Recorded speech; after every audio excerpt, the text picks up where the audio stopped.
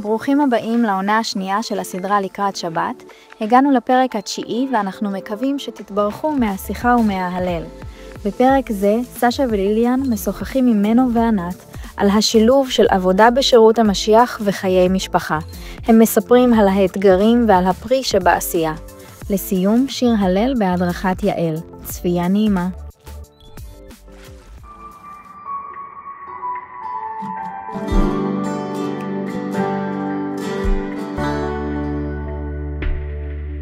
מנו וענת, תודה שהגעתם. אנחנו ממש מתרגשים לקראת שיחה שלנו, וכשאני דמיינתי את העונה הזו, שכל האורח שאנחנו מזמינים, אנחנו נדון ביחד על עניין אילו ידעתי. ודמיינתי שאנחנו יושבים סביב השולחן, כמה דורות. יש סבים, סבתות, יש הורים, יש ילדים, יש מישהו שעוד לא התחתן, ממש יושבים סביב השולחן, ומתעניינים. אולי נכד שואל, סבא, איך היה לך קשה לדמיין שהיית בן 3, אבל בכל זאת, עלית לכיתה א', איך זה הרגיש לך, מה? או אתה אפילו מסתכל על נכד או הילד, אומר, כן, זוכר את עצמי בשלב הזה, ואז שואלים, ואז יש שיחה. אז רציתי לשאול, מה חשוב לנו להעביר? לא שמי שמאזין ומקשיב וכך, בדיוק את התמצית של ענת ומנו, יגיד, אני אעשה בדיוק ככה, אבל שירחיב את ההבנה בנושא שבחרתם. אז איזה נושא בחרתם להביא? על מה נדון היום? אילו ידעתי? אילו ידעתי מה זה להיות בשירות האדון בשמחה, אז הייתי אולי עושה פחות טעויות עם המשפחה שלי. זה בעצם הנושא הגדול הכללי. ולמה? כי כשאנחנו התחלנו את השירות לאדון, אני לא כל כך הייתי בעניין. וזה בעצם קרה בגלל שמנו בעצם קיבל את הקריאה המאוד ברורה מאלוהים לבוא לשרת אותו, ואני לא כל כך זיהיתי את זה בתור קריאה שלי, ולא אהבתי את זה, וממש לקח לי כמעט 7 שנים להגיע בעצם לנקודה הזו של נכון, זה מה שהאדון רוצה מהחיים שלנו, ואני חושבת ב7 שנים האלה אני פשוט גרמתי לדי הרבה נזקים במשפחה, והטעויות האלה גרמו לקצת בעיות, ואם היינו יודעים שזה מה שהולך להיות, אז היינו עושים דברים לגמרי אחרת. היא קצת לקחה יותר מדי אשמה על עצמה. אילו אני הייתי יודע, כי כשאני גדלתי, לא היה בקטלוג שלי, ברפרטואר, להיות רואה קהילה, זו מטרה ותכלית.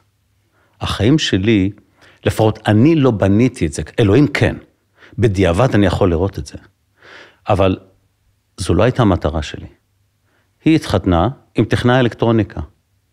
היא התחתנה עם בן אדם שהולך למפעל, מביא משכורת טובה וכן הלאה, חיים רגילים, הולכים לקהילה, נהנים, ניתן את הכל לקהילה. אבל דחיל רבק, בשעה 5 מגיעים הביתה, ויש את החיים שלנו, באמת, ולעבוד באינטל, מצב כלכלי כיפי, יופי. ופתאום, אלוהים ממש, אולי ניכנס לזה, אולי לא, אבל כאילו פותח דלת שאומר, אין אפשרות לטעות בה. זה הכיוון. תעזוב את אינטל, משרה מלאה בקהילה, רואה קהילה. ולי זה היה כל כך ברור, שזה כמו שאני רואה אתכם כרגע. הטעות שלי, אילו הייתי יודע, לקחת את הזמן, ולבנות את ההסכמה הזו ביחד. לתת לה לחוות את המפגש האישי והאינטימי הזה עם האדון, כדי שהיא גם תפנים את זה. וביחד לרוץ את המרוץ מההתחלה, ולא בדיליי של 7 שנים. זה הטעות שלי, כי אני ראש הבית, אז זה הטעות שלי. רציתי לשאול את ענת קודם, אם וזה לא היה קריאה בשירות, אם ולא היינו מדברים עכשיו על שירות רוחני בקהילה, אלא כל עבודה אחרת של מנו, שהייתה דורשת ממנו הרבה יותר ממה שציפית. האם את חושבת, ויש פה טיפה משחק כי לא יודעים, אבל האם את חושבת שגם אז היה לך קושי ללכת לכיוון החדש? אני לא לגמרי בטוחה, אבל אני יודעת שאנחנו בעצם למדנו מתוך זה שאנחנו רואים שזוג צריך להגיע ביחד להחלטות לגבי כל סוג של עבודה.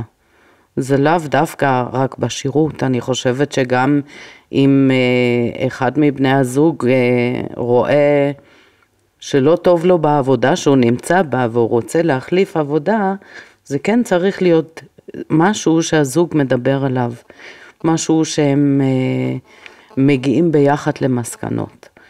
והרבה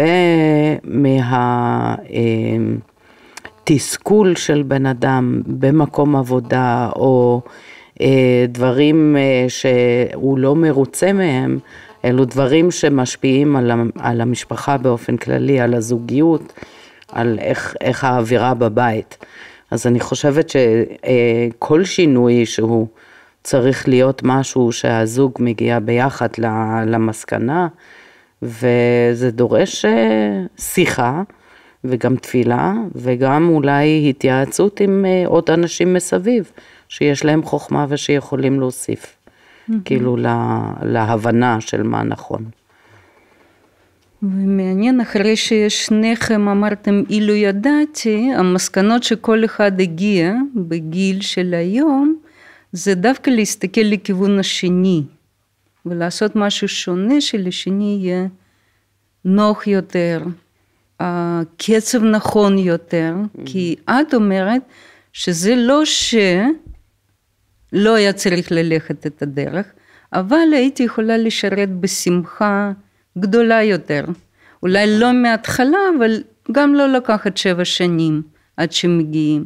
אז את מסתכלת על מנו, מבינה מה שאלוהים העניק לו, ואומרת גם בהתחלת הדרך, זה היה יכול להיות אחרת, אם הייתי מכוונת למנו. ומנו מגובה הגיל שלו מסתכל על ענת ואומר, אמנם קיבלתי קריאה, וזה ברור כמו שאני רואה אתכם.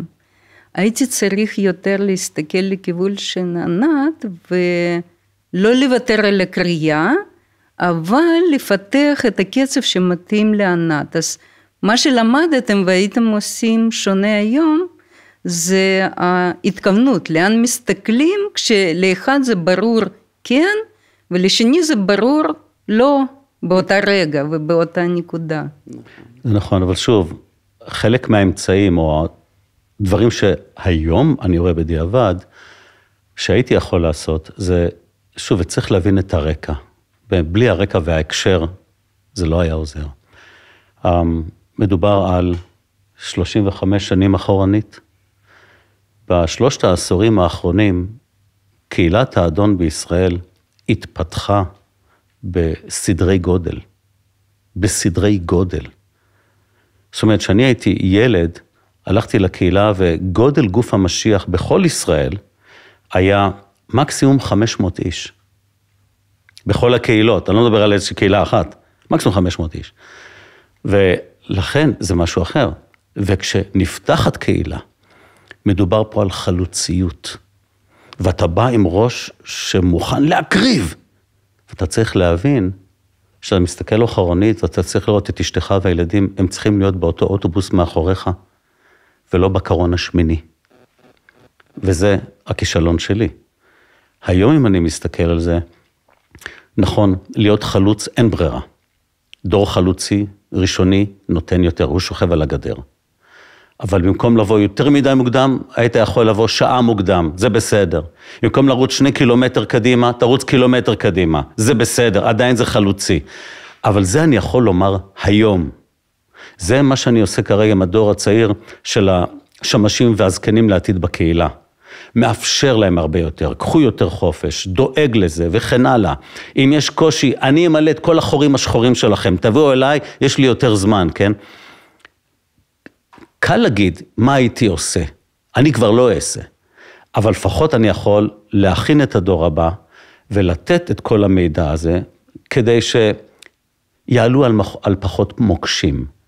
אם אני מסתכל היום על השירות שלי, אני יכול להגיד, לא השארתי מוקש אחד בשדה, עליתי על כולם. אני משתדל לא לעלות פעמיים על אותו אחד, כן? ומפה העניין, אני כל כך אוהב את הקהילה. כל כך אוהב את הקהילה. מבחינתי הקהילה זה חוט מעריך של המשפחה. ואתה לא יודע איפה זה נפסק וזה מתחיל. אני אומר את זה בצורה הכי כנה, יש כאלה ששונאים לשמוע את זה, מבחינתי, בעיה שלהם. אני באמת אומר את זה. אני צריך לדעת איך לנהוג ואיך לעשות את זה מאוזן. אבל זה נכון דרך העיניים של אלוהים. זה הצאן שלו. הייתי צריך לתת יותר לבית. לבוא שעה יותר מוקדם. ללכת שעה בבוקר יותר מאוחר ולא לבוא לפני השמש, כן?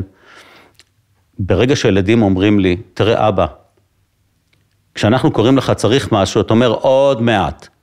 וכאשר nobody מתקשר מהקהילה, אתה כבר שמה לפני שהוא גומר את השיחה בטלפון. אסור שזה יקרה.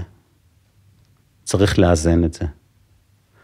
ושוב, זה דבר שאתה לומד בדיעבד. זה מה שעכשיו אני אומר לדור החדש. אני חושב שקל להם יותר, למרות שיש להם מידה של חלוציות. אבל אנחנו פשוט נותנים את הניסיון שלנו, ולא מסתירים את הכישלונות. זה כמו לשים את התחתונים על השולחן כפי שהם. סליחה על הביטוי, אבל זה זה. ועם כל הלכלוך, עם כל החוסר הצלחה, עם כל הכישלון, עם כל האימותים, עם כל הדברים, ככה זה נראה כמו שעשינו. ואם הקהילה נראית טוב, וכולם אומרים, איזה יופי, איזה יופי. אני אגיד לכם את האמת, זה חסד. זה חסד. אז אלוהים יכול להמשיך לתת חסד, אבל אלוהים גם דורש שנלמד מניסיון. וזה מה שאנחנו משתדלים להעניק ולתת. ענת, אולי תוכלי לספר מה הקושי היה, מה גרם לך לעשות בלמים, או לפחד, מה היה שם שהיה קשה לראות את מנו משנה כיוון? אני חושבת טוב, העניין היה שאנחנו למדנו, היינו שנה בארצות הברית, ובאותה תקופה הייתה לנו רק ילדה אחת, בכורה, וכשחזרנו מארצות הברית, זמן קצר אחרי ילדתי את הבת השנייה, ובדיוק באותה תקופה ניגשו אל מנו מספר אנשים, בעיקר אח אחד שהיה את החזון שלו להתחיל קהילה חדשה בירושלים, באזור של המגורים שלנו, וזה בעצם באמת היה משהו של וואלה, לעשות שיעור תנ"ך, זה קוסם וזה נחמד, ועכשיו בדיוק סיימנו קצת ללמוד יותר דבר אלוהים, אז זה היה טוב, אבל באותה תקופה בעצם עוד זה היה נראה לי מאוד טבעי שאנחנו נעשה שיעור תנ"ך, אבל זה מהר מאוד גדל ומספר האנשים שהגיע גדל, וזה היה די ברור שזה באמת הולך להיות קהילה, ואז זה התחיל להבהיל אותי, כי כבר הרגשתי שנדרש ממני להכין כיבוד, ותמיד הבית צריך להיות מוכן, ואנשים מגיעים, והבנתי שאם אנחנו באמת הולכים לכיוון הזה, זה יותר מדי עבודה בשבילי, זה לא כל כך מה שרציתי לחיים שלי, והוא עבד באינטל באותה תקופה במשמרות. מה שהיה אומר שאני צריכה לשמור את הילדים במשך היום בשקט, אם הוא עובד משמרת לילה, או משמרת צהריים, או כאילו כל פעם זה היה ככה, בשבוע ככה, שבוע ככה, וזה היה מאוד מאתגר עם ילדים קטנים, וגם כל ההכנה הזו של שבת כל פעם, ופתאום כל מיני טלפונים של אנשים שצריכים עזרה במשהו, שייעוץ או כל מיני, ולא, כאילו זה הפך לעומס, וזה הפחיד אותי שזה רק יגדל, ואנחנו צעירים ולא יודעים את הכל, לא למדנו את כל התנ"ך ולא יודעים לתת תשובה על כל דבר. וזה ממש הטריד אותי, כאילו זה היה, וואו, יותר מדי, אני לא מוכנה לזה.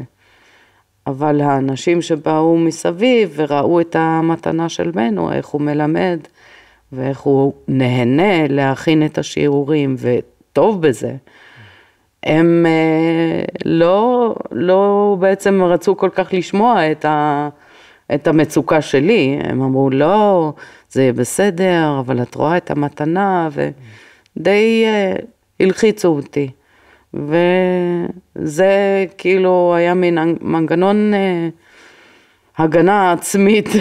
אני כאילו במקום לנסות לשמוע ולהיכנע, אני כאילו הפכתי לאנטי. וזאת הייתה התגובה.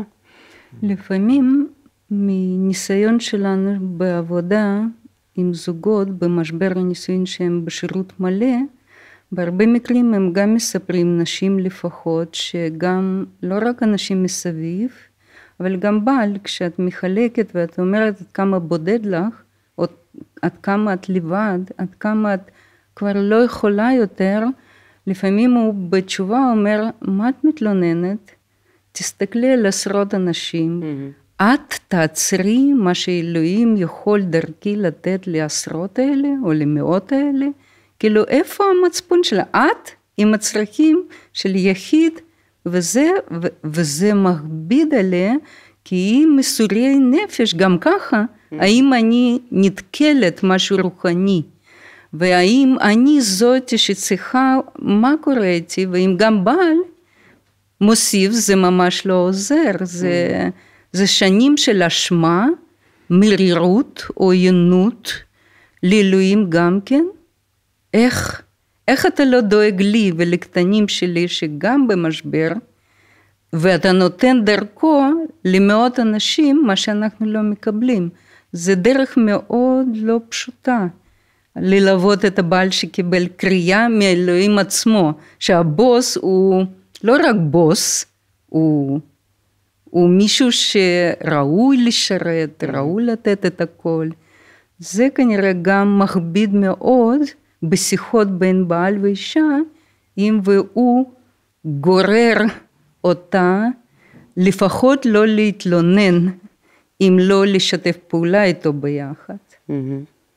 אני חושבת שהעובדה שאני הייתי צריכה כל פעם מחדש את התזכורת הזו של בחרתי להתחתן איתו, לא הכריחו אותי, וכן הבנתי שזה משהו שאלוהים הדריך, שאנחנו נתחתן ונהיה ביחד, ולכבד אותו ולאהוב אותו, זאת ההחלטה, זה לא משהו שמכריחים, ואז כשאין את ההסכמה, כן לקבל כל פעם מחדש את ההחלטה הזו, זה לא היה פשוט. וזה היה משהו שהייתי צריכה לקבל במודע כל פעם מחדש.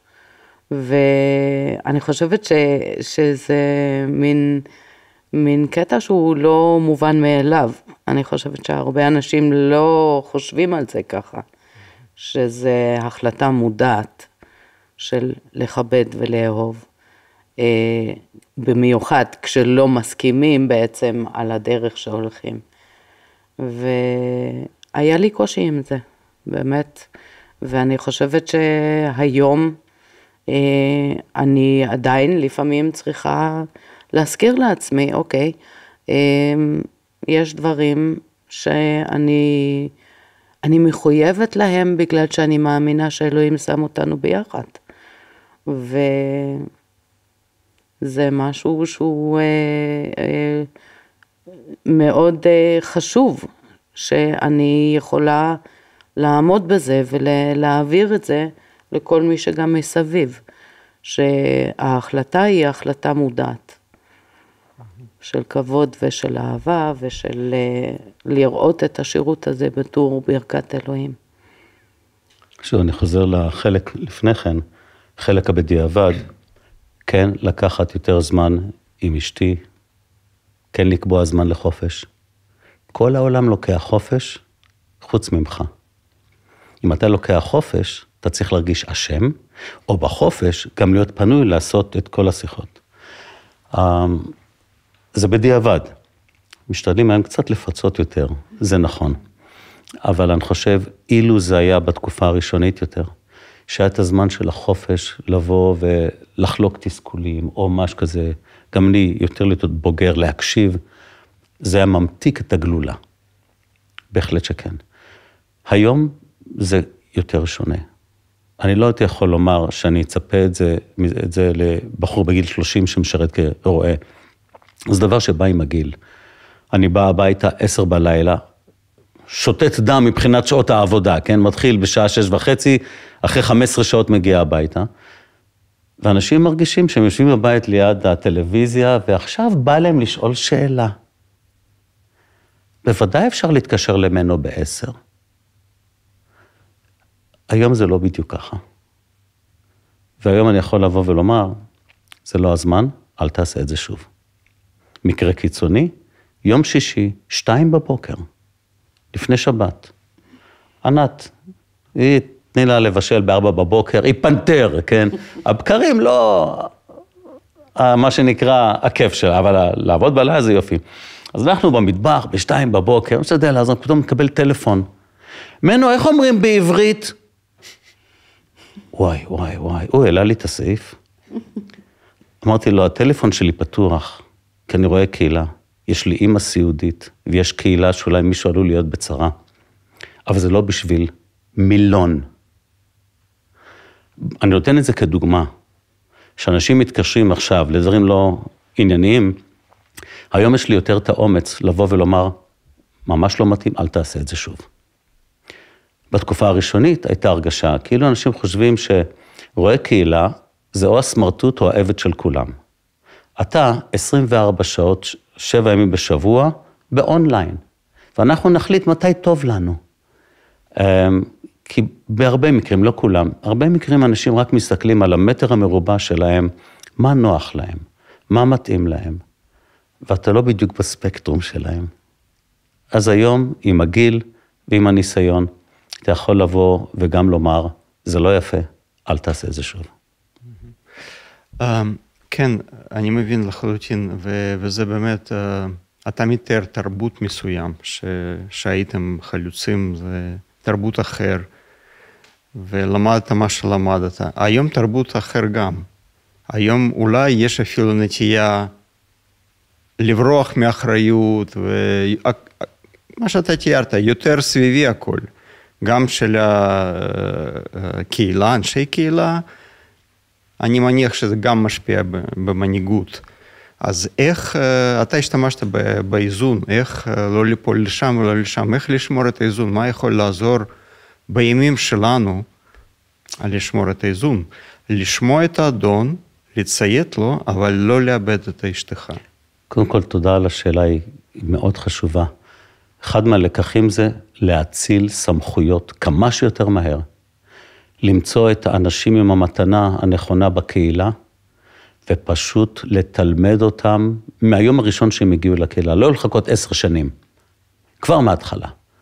ואני אומר, היום תודה לאל, יש לנו קבוצת צעירים, השמשים, וצעירים יותר מהשמשים, הזקנים. היום המצב כל כך שונה. אני באמת מאמין שכל הבעיות בקהילה נפתרות בלימוד נכון. לימוד נכון ומופת, מופת אישי. יש לנו מה ללמוד, אנחנו לא מושלמים, אני מודה, אבל אלוהים בחסדו באמת עשה המון, ואני רואה איך הדור החדש באמת יכול לעשות דברים, אנחנו משקיעים בהם, כל כך משקיעים, והם היום בגיל 35 יודעים כמה וכמה יותר ממני, כאשר אני הייתי בגיל 35. וזה היופי של הדבר. כאשר בא השמש ואומר לי, מנו יש קייטנה, אנחנו צריכים עזרה. אומר לו, אופי, ואני חושב, אוקיי, מה הם רוצים ללמד וכן הלאה? ואומר לי, אנחנו צריכים טבח ונהג, אתה מוכן? ואני אומר לעצמי, אלוהים, תודה לך. הצלחנו. זו הצלחה. כאשר אתה, מה שנקרא, חלק חילוף. כאשר אתה מרגיש שאם אתה תיעלם, יבכו 5 דקות וימשיכו, הכל בסדר. זה לכבוד האדון, ואני מרגיש נהדר, פשוט נפלא ותודה לאל. הדור החדש הוא דור טוב. אני זוכר שהייתי בצבא, הייתי דור שני באותה מערכת נשק, והדור הראשון למד בארצות הברית וכן הלאה, ומה זה, הוא נחשב ליהלום שביהלומים. ואז שהדור הראשון הזה עמד להשתחרר אחרי קבע וכן הלאה, בא הדור החדש, וחשבו, מסכן חיל האוויר. ועברו שנים, ואף אחד לא נפל, והכל היה טוב, וכאשר אנחנו אמרנו לפני שחרור, חשבו, אוי ואבוי מה יקרה. תמיד חושבים ככה. חושבים שהדור הראשון, בלעדיו העולם לא יתקיים. העולם יתקיים. בית הקברות מלא באנשים שחשבו שאין להם תחליף. יש דור נפלא, צריך להשקיע בו, לחבק אותו, להקריב לו, והם נהדרים. הם יותר טובים מאיתנו. תודה לאל. אני רציתי לשאול, אני חושבת כמאזין, מקשיב לשיחה שלנו ואומר, טוב להם לדבר, הם בגיל 62, קצת פחות. בוא נגיד 50-60, כן? יש להם כבר מעמד, יש להם שם לכל אחד וכזוג. הם שירתו. אני היום, וזה לא רק חלוצים, זה גם הצעירים. יש משהו בהתפתחותי בשלב של 20, 30, 40 המוקדמים, שאתה חייב להוכיח, אתה חייב לעבוד קשה, אתה חייב שישימו לב אליך, ואם נותנים לך אחריות, אתה צריך למות, אבל לא להפיל את האחריות ולעשות אותה. אז מאזין רגיל שאליו אני פונה, והוא אומר לאשתו שיש להם כבר +3 ו4, והוא חוזר מעבודה רגילה, לא בשירות, בשעות 11, וכשהיא שואלת, היא אומרת, למה עכשיו? למה ב-11? למה לא כמו כל בן אדם אחר ב-5? הוא אומר, אני חייב להוכיח, לקבל, אם ואני לא אעשה, הבוס יכעס, הוא לא יקדם, הוא לא ייתן לי משרה, המשכורת שאת כל כך רוצה שיהיה לנו ל4 האלה לא תגיע. זה שלב התפתחותי בחיי, שאני חייב להישרף, אני חייב להתבטא, להיות בולט, להתבלט. אני חייב, ואני חושבת שצעירים, ככה זה, הם מובלים על ידי הרבה פחד. אם ואני לא אעשה, אז לא יקדמו אותי. אם לא יקדמו אותי, אני לא אקבל את המשכורת, וכך הלאה. גם אישה, אם והוא לא יחזור בזמן הרגיל, יש הרבה פחד בשיחות. אם ולא נעשה שינוי עכשיו, הכל ילך ויתרסק ולא נצליח. איך הגעת למקום ומעמד ולניסיון שהגעת? כי כבר יש לך תדמית, יש לך שם, יש לך חופש להגיד לאותו בן אדם ב2 בבוקר, לא מתאים, אני עוד בתהליך. אני חושבת שטיפ אחד הוא טוב לשבת ולשים את הפחדים שלי מולך ושלך מולי ולהגיד זה דברים מפחידים, אולי הבוס באמת לא יקדם אותך. הולכים על זה ביחד? ומה שיעזור זה לעשות החלטות לתקופה מסוימת. את צריכה אותי יותר בבית, אני שומע אותך. יש לי קריאה, אבל אני אניח אותה לשנה. יש פחד, אלוהים אז לא ייתן לי צ'אנס שני, ואז אשתו אומרת, כן, לשנה הזו אני באמת צריכה אותך, משהו בריאותי, נפשי, לא הולך טוב. למענך אני עוצר, ובעוד שנה אנחנו נחזור לשיחה, או לאותו בוס, והיא אומרת, לא, לך לבוס ותגיד שאתה מפחד שיפטרו אותך, אבל תגיד לו את זה. יכול להיות שהבוס יגיד, אני התגרשתי לפני חודש. שזה לא יקרה לך, לך ותהיה עם אחריות הקטנה יותר לשנה, כי חשוב לי שיהיה המשפחה שלך יותר מוצלחת. אז בשאלה שאני שואלת, אני נותנת פתרון, שזה לא חייב להיות שירות וחלוציות, זה התפתחותי נורמטיבי לאנשים צעירים להישרף ולהיהרג, כדי שבגיל 50 הם יוכלו להגיד שהשגתי. לא, תדברו, תחלקו את הדרך שלכם לקטעים, ותגיעו למסקנה איך אפשר לפרק הזה לעזור, ולא לפחד, כי אנחנו מובהלים אחרי, על ידי פחד, וההחלטות שלנו, כשמחליטים כמפחדים, הם לא טובים. זה נכון, בקהילה יש לנו מספר שמשים, והם אחד קומפטיבל, זאת אומרת, משלים גם את השני, קומפלימנטרי לשני. ואם אחד בחופש, אחד צריך משהו, השני לוקח. וזה חלק מהתרופה למה שאת אומרת. כך שלא הכל בנוי על כתפיים של אחד. במקרה של עבודה, עבדתי גם בצבא, עבדתי גם באינטל. ואני יודע מתוך ניסיון, נכון, לפעמים יש תקופת לחץ בעבודה, אבל אין תקופת לחץ ל10 שנים. בדיוק. זה המצאה. בדיוק. אפשר גם לבוא לבוס, ובוס מעריך יותר אדם אמין, נאמן ומקצועי. וכאשר הוא מזהה את האמין, נאמן ומקצועי, שבא אליו ואומר לו, המשפחה שלי בסכנה, אני אתן את הנפש שלי, אבל ביום הזה, בשעה הזו, בדבר הזה ובזר הזה, אתה צריך גם לבוא לקראתי. אני לא מכיר בוס נורמלי שיגיד לא לדבר כזה. כדאי להבין את זה גם כן. בדיוק, זה מילה לגברים. אני מאוד רוצה שגברים יזכרו את זה בעוד שלב של איך אני אוכל. בלעדי הסטארט-אפ הזה ימות. בלעדי המפעל לא יעבוד, כי אחרים לא יודעים לעבוד. ואז יש אגו, רק אני יודע לעבוד. אם ואני לא אהיה שם, הכל יתפרק. אז שגברים יקחו את זה, ומה נשים יכולות לקחת לתקופה מסוימת שהיא קשה, מה... אני חושבת שהשיחה, קודם כל בין בעל לאישה, צריכה להיות מאוד ברורה ועניינית.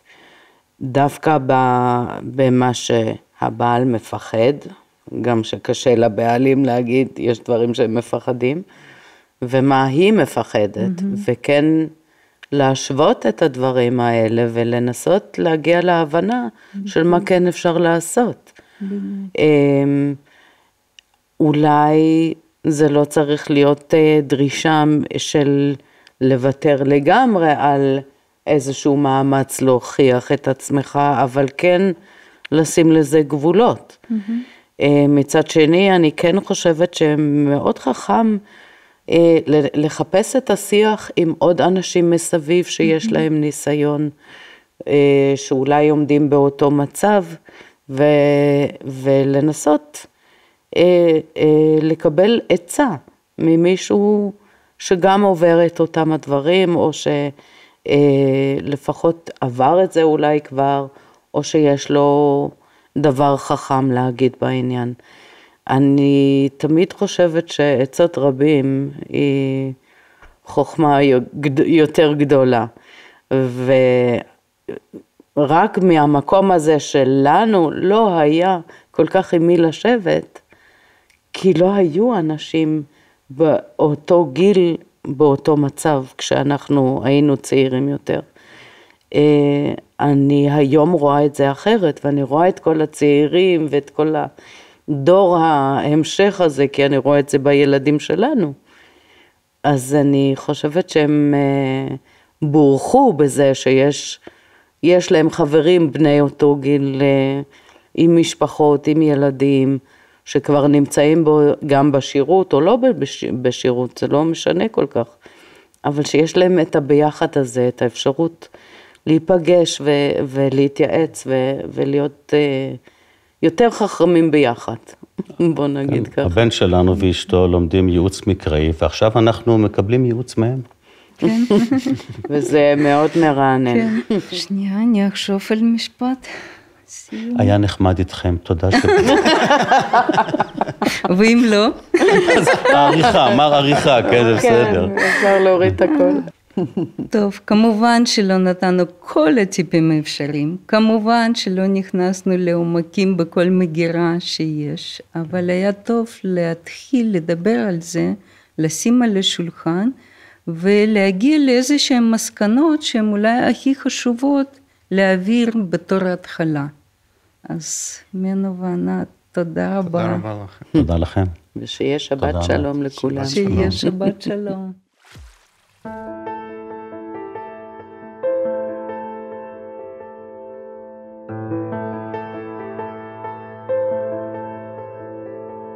על גבעה פשוטה ושגורה, שוללת יוקרה, נפגשו רזי בריאה בתפארה,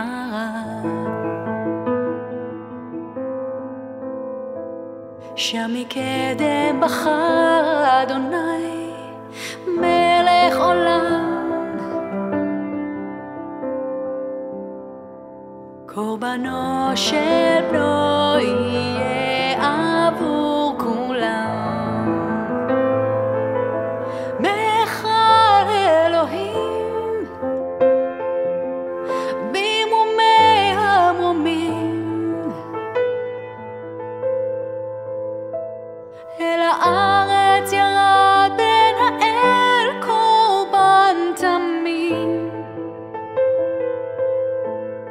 ובו נתפייסו משפט וצדק, בחסד ורחמים, על אותה גבעה פשוטה ניתנה ישועת עולמים.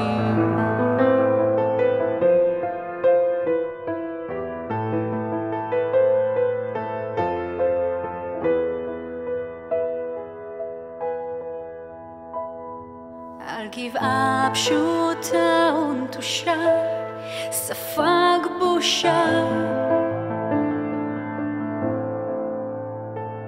אך השלים את מלאכתו ברוב קדושה, שם בבוז ונאצה המלך נרצה,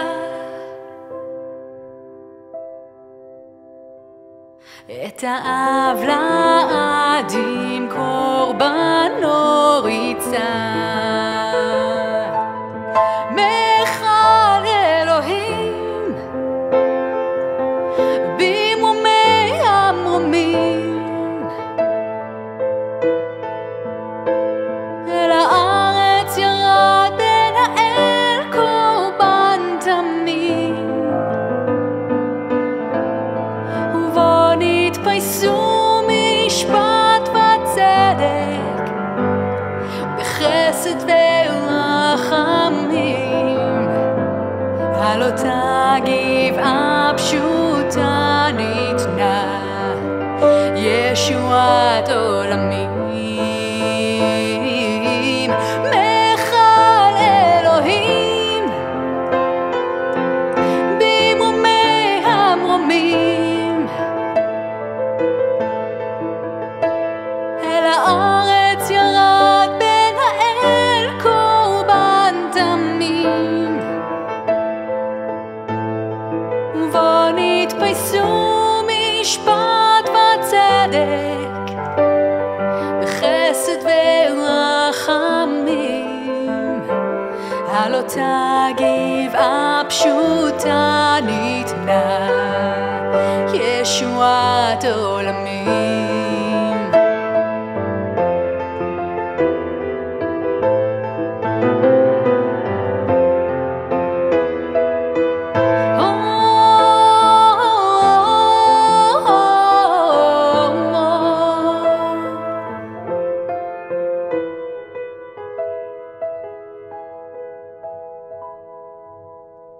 על גבעה פשוטה וקרובה, מלאת ענווה,